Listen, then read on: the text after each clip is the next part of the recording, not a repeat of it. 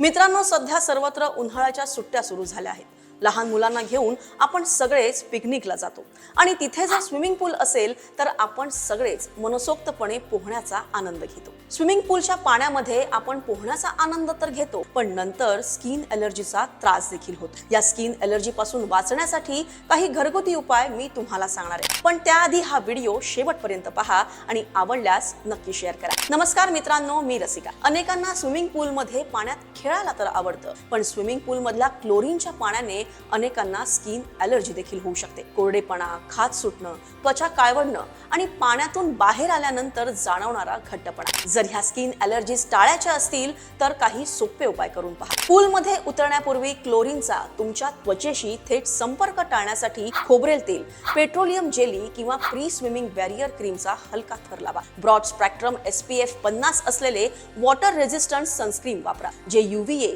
आणि UVB दोन्ही किरणांपासून संरक्षण करतं आणि यामुळे त्वचेचा संरक्षण थर सुरक्षित राहतो आणि त्वचा जास्त कोरडी होण्यास बचाव होतो। जर टॅनिंगची समस्या असेल तर त्वचेचा रंग उजळ आणि एकसमान करण्यासाठी विटामिन C, नियासिनमाइड किंवा ज्येष्ठमध अर्क असलेले सिरम किंवा क्रीम वापरा। ब्लिचिंग क्रीम वापरणं टाळा आणि जास्त त्रास होत असल्यास डॉक्टरांचा सल्ला नक्की घ्या। मित्रांनो, हा व्हिडिओ आवडल्यास नक्की लाईक करा, शेअर करा आणि न्यूज 18 मराठीला सबस्क्राईब करा।